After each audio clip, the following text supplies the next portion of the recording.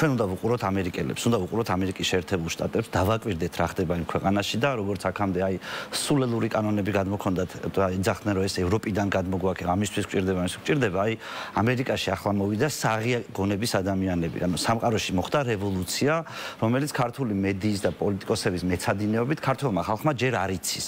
მაგრამ რევოლუცია მომხდარია, როგორც ხვდებით რომ ვარსკვლავი რო ჩამოვარდა და შენ რო ხედავ რამდენიმე მილიონი წლის შემდეგ და მე მგონია რომ თლათ მილიონი წელი მე მგონია არ უნდა დავგვჭირდეს ამის დასანახავად, მაგრამ ჩვენ უნდა ხედავდეთ იმას, რომ დავაკვირდეთ ამერიკულ პოლიტიკას და ეს სინაკლები, რაც ქართული პოლიტიკის სიკვდილით არის გამოწვეული, ამითი უნდა ვინაზღაუროთ. ჩემი აზრით ჩვენამდე მოაღწევს ის ტალღა, რომელიც ამერიკაში უკვე მოხდა. ანუ ცუნამი სადღაც მოხდა, ტალღა ახლა მოდის და ხალხი, რომელიც როგორ გითხრათ, ამ წუთას ებრძვის ამ ადამიანებს და აქ ომი აქვს გამოცხადებული და ხანრის გამო აკრიტიკებენ და ძირითადად ოპოზიცია. ჩემი აზრით საქართველოში ტრამპისტები მარტო ჩვენ ვართ და მარტო ჩვენ გვესმის სინამდვილეში, რასაც ეს ხალხი აკეთებს, მაგრამ ხელისუფლება მოჩვენებითად ტრამპისტია. ანუ მაგალითად მილიონი განათლების სამინისტროს იქ აუქმებენ, აქ ართულებენ. ისინი რეგულირებას აუქმებენ, ხელისუფლება ამკაცრებს. ისინი გამოხატვის თავისუფლებაზე საყრედურს აძლევენ ევროპას და თვითონ გამოხატვის თავისუფლებაზე არნახულ მასშტაბებს აღწევენ.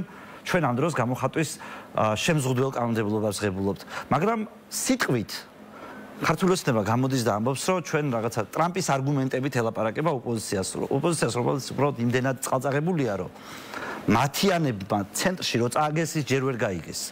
და აი მარტივ მაგალითს გეტყვით. თქვენ იცით რომ როგორი პირწავარნილი ვოუქისტი და სიტყვის თავისუფლების შემზღუდავი იყო ცუკერბერგი, ვაშინგტონ პოსტი და მოიბოდიშეს. ან მოიბოდიშეს და თქვენს რომ აი აწიო ჩვენ შევცვლითო, ღიად განაცხადეს, რომ შევცვლითო პოლიტიკას ვწდებოდითო. და მე ვერ ხვდები რა გახდა კრებსით ინგა გრიგოლიას საქართველოში, რომ ამათმა შეცდომა არ აღიარონ. თუ არ აყურენ იმას, ხო მოდის აყოლა ხო ვიცით. და მოდის აყოლა ახლა არის ბოდიშის მოხდა. მოდა არის ბოდიშის მოხდა იმ ტყუილებზე, რასაც ამდენი ხნის განმავლობაში ეგრეთ წოდებული პოლიტკორექტულობის, იდენტობის პოლიტიკის და ასე შემდეგ ათასნაირი სოციალისტური ბოდვების გამო სამყაროში სხვადასხვა მათ შორის ძალიან ცნობილი მედია საშუალებები აკეთებდნენ. ახლა ისინი ბოდიშებს იხდიან და ჩვენები კონკრეტულზე არ ვსაუბრობ, ამიტომ განმაზოგადე. მაგრამ გასაგებობისთვის ვამბობ. და ახლა წარმოიდგინეთ, რომ ჩვენთან ჯერ აი ეს ბოდიშების ტალღა არ მოსულა. ჩვენ წარმოიდგინეთ, რომ ჩვენს მედიას ჯერ არ ესმის ის, რომ რაღაც უნდა შეცვალოს. ის რაც ვაშინგტონ პოსტმა შეცვალა, ის რაც ფეისბუქმა შეცვალა, რომელსაც ნელ-ნელა, აი ყველა ეს ტელევიზია, რომელიც როგორ გითხრათ, ეჭვმიტანილია გამოხატვის თავისუფლების სხვადასხვა ფორმით შეზღუდვაში, ამას ინანიებს ნელ-ნელა. და ჩვენ ახლა ამ წუთას გამალებული ომი გვაქვს გამარჯვებულებთან სამყაროში, რომელიც სინამდვილეში ერთადერთი იმედი უნდა იყოს ჩვენ. გამალებული ომი, მაშინ როდესაც მაგალითად ხელისუფლება ამბობს, რომ გადატვირთვის პოლიტიკის მოლოდინში არის, რომ უნდა შეიცვალოს დამოკიდებულებები და ურთიერთობები უნდა გაუმჯობესდეს ამერიკის შეერთებულ შტატებთან. ოპოზიციას გულისხმობთ აბშე. ოპოზიცია არის პირველ რიგში, იმიტომ რომ ოპოზიცია გამოიყურება უფრო არაადეკვატურად. რომ ცდილობს ოპოზიცია გარკვეულწილად თუ გავიხსენებთ მათ ძველ განცხადებებს იგივე ტრამპთან მიმართებაში, რამდენიმე წლის წინანდელ განცხადებებს გულისხმობ, გარკვეულწილად ცდილობს შეარბილეს უკვე რიტორიკა, პირიქით შექების პოზიციაში გადავიდნენ, ასე პოზიციონირებენ ყოველ შემთხვევაში ბოლო პერიოდის განმავლობაში. ცდილობენ რომ გარკვეულწილად მოერგონ ახალ. აი იცით როგორ არის, რომ არ არის ტრამპი მარტივი მოსაგები კაცი და თუ შენ შინაარსი არ გესმის, აი შინაარსში არ შედიხარ, რასაც ეს ხალხი აკეთებს და ამასთან დაკავშირებით ანუ უბრალოდ აზრზე არ ახარ და გამოდის რომ ისევ იგივე პოზიციაზე რჩები, მაგრამ სიტყვით ამბობ რომ თითქოს რაღაცა უფრო ტრამპის მიმართ ლოიალური ხარ ასე შემდეგ არ გამოგდის. ჩანს რომ უფრო შედარებით გონიერი ადამიანები რაღაცას ცდილობენ, მაგრამ უხერხულად გამოსდით, იმიტომ რომ აი შინაარსში ეს ხალხი მათიანი არ არის. ისინი სხვანაირი ხალხია, ესენი თავისუფლების მოყვარე ხალხია. ანუ სხვა რაღაცა ღირებულებებს ცემენ პატივს და ვიღაც ადამიანები საერთოდ აზრზე ვერ მოდიან. ანუ ესენი შედარებით აზრზე მოსული ხალხია მართლა. მაშინ როდესაც მოხდა ჩატარდა ინაუგურაცია ტრამპის, გქონდა გადაცემა და საკმაოდ ესეთი მოზომილები იყვნენ ოპოზიციის წარმომადგენლები.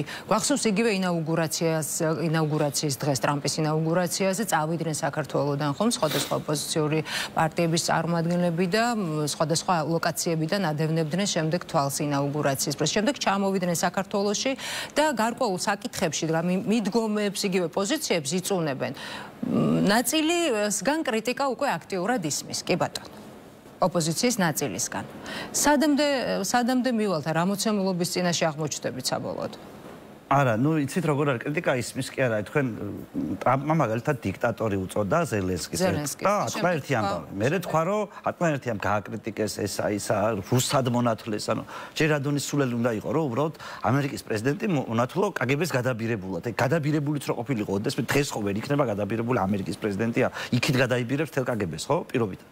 და ამ დროს შენ გამოდიხარ და სხვადასხვა ფორმით, ანუ მნიშვნელობა არ აქვს, აი კორიანტელი გაქვს ლანძღვის მოწყობილი. მე გამოვიდა და ტრამპმა თქვა, რომ არაო, ჩვენო შევრიგდითო. მისვარვა რაღაცა ასე ვქენით, ისე ვქენით. თქვა, ანუ როდის ვქიო დიქტატორიო? მე არც კი მახსოვს ეს რო თქვიო. ანუ ამაზე რატო არ აქებ? ამ შემთხვევაში ხო არის რაღაცა რომ სადაც ისეთი რაღაცები ხდება რომელიც მოუდა მოგწონდეს წესით. აი მაგალითად იგივე რა თქვა რუსეთისთვის კარგი საბოლოო ჯამში ტრამპმა თქვა რომ თუ იქ მოგცემენ ჩვენ წიაღისეულს სადაც თხრით იქნება ჩვენი ხალხი, ჩვენი ინვესტიცია შესული, ჩვენი ბიზნესი. ნუ რავი ეს იმას არ ნიშნავს რომ ის დაცული იქნება. ამაზე რატო არის ძახი რომ აი ეს არაპუტინისტური განცხადება არისო. ამაზე ის მიზეზი როგორ ფიქრობთ? იცით როგორ არის სიბრიყვე ყოველთვის არის მიზეზი და გაправებაც ყოველთვის არის. ანუ პირველი რაც თავში მოგდის რომ ნუ დეგენერატები არიან, აბა სხვა რა უნდა იყოს, პირველი ეს არის, მაგრამ ამის იქით არ ვიცი, მე არ გამორიცხავ მაგალითად იმას, რომ ხელისუფლება რო ქმნიდეს ფონს, რომ მე ამათ ვჯობი ვარ, ამათ ფულს უხდიდეს სისულელების ლაპარაკში.